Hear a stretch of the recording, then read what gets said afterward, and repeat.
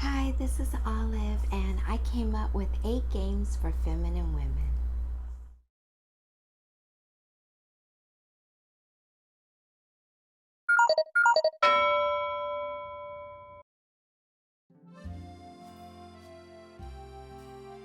First game is matching. Of course, we've all played this game as a child, but this time with the twist, I have a matching girly attribute game, where you match all the girly attributes with a nice cute design. If you're interested in it, go on my website.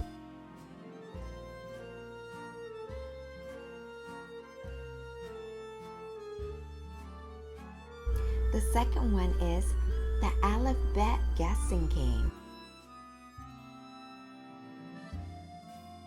Now, I know you may wonder, what does the Hebrew alphabet have to do with femininity? Well, if you've watched my feminine prayers by the Aleph Bet videos, then you would understand how these attributes can be applied to the feminine lifestyle. The third one is take a gifting test.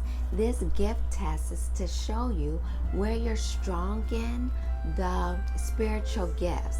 And I'll have a link below to one of the best gift testings that I've ever taken, and it shows you about 5 of your gifts. It shows you in that range of the 5 gifts, of the plethora of gifts they have there, how strong you are in each one. And so after you've taken this gifting test and you see you're strong 1 to 3, you can start to write a list of all the careers or positions or roles that you can see yourself in operating in these gifts. Then think about how you can carry out these gifts in your daily life. The fourth one is to get a timer and set it for 60 seconds.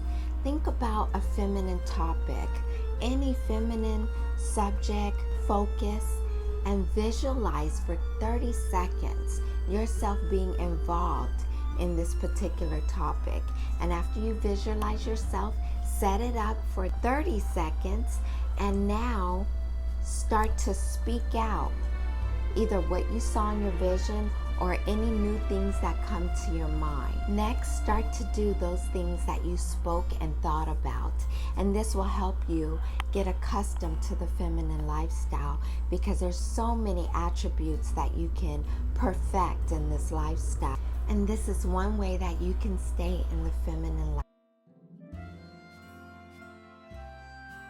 The fifth one is to name as many biblical women that you can and their significance. If you need a hint, I've got a plethora of resources for you. I've created an infographic about biblical women and all the women in the Bible that you need to know about.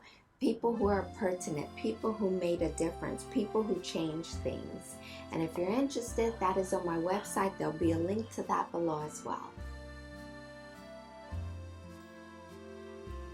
Go on my Art and Science of Hebraic Women playlist and learn about some of the women there.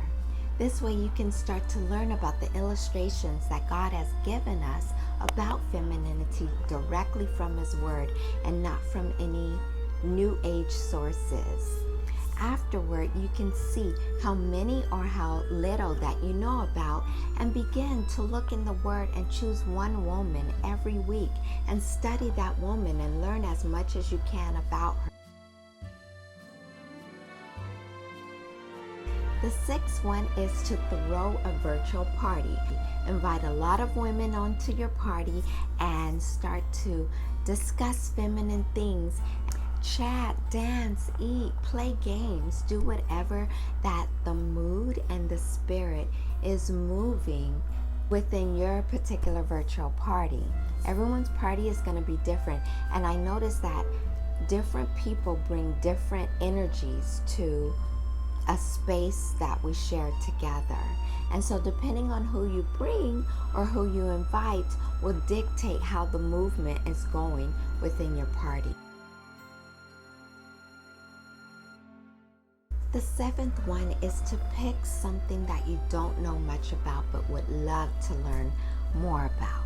Spend the next 30 minutes reading, researching, watching, listening to this particular thing that you want to learn more about. Immediately afterward, record yourself, whether audibly or visually or even represented on paper. Create a summary of what you just learned. The eighth and final game is to pick an animal and draw it from memory. Don't look at any resources, don't look at any picture, just draw it from memory. After you've drawn your animal, start to analyze it. How big did you make it? How small did you make it? Where is it on the paper? Does it look like the animal that you intended to draw? Is it detailed or not? Did you just create like a stick figure or basic shapes to represent your animal, or did you get into the fine arts of the detail of it? Finally, what type of writing tool and paper did you use? That all shows what type of person you are in the choices that you make, even to draw this animal. Now, the animal you've chosen is probably your favorite animal and probably connects to your persona.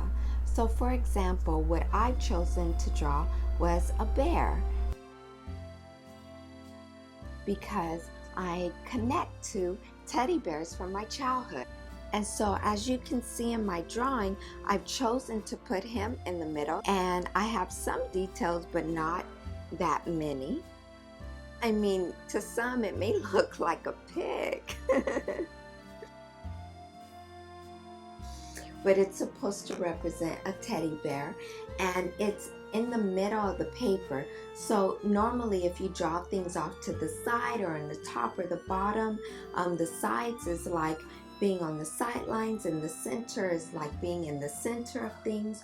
On the top is the beginning, to the upward means positive, downward means negative. At the bottom is like almost hidden, not wanting to be seen. I would say this is a medium-sized bear, so this creature is not too, but it's not too small that it wants to not be seen as well. So these things can help analyze your character and help you see more about yourself, because we are often not in front of a psychological mirror. We often have those things reflected back to us when we're in relationships. But if you're not in a relationship that takes you to a deeper place, sometimes you can evaluate your own self by doing certain things or participating in certain activities that shows you a little bit more about yourself. Now, I'm not into doing any type of new age occultish things to delve into lifestyles. I'm not into that. But it's interesting to examine yourself on benign things that you can do to see deeper into your own soul. You know, it's like examining the type of music you listen to. That also tells you not only your state of mind at that particular time, but the genre that you're attracted to. You know, looking at that genre, you can see the type of people who are participating in making that music and the instruments that they use, what type of people they are in their expressions and their emotions, and how your physiological or psychological state is as you listen to that music. You're either feeding who you already are or trying to become who these people are. I hope these 8 games have given you something fun to do and to explore your femininity in a fun way.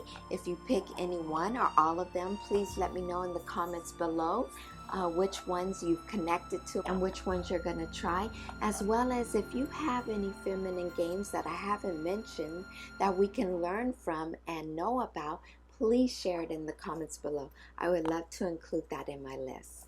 Bye.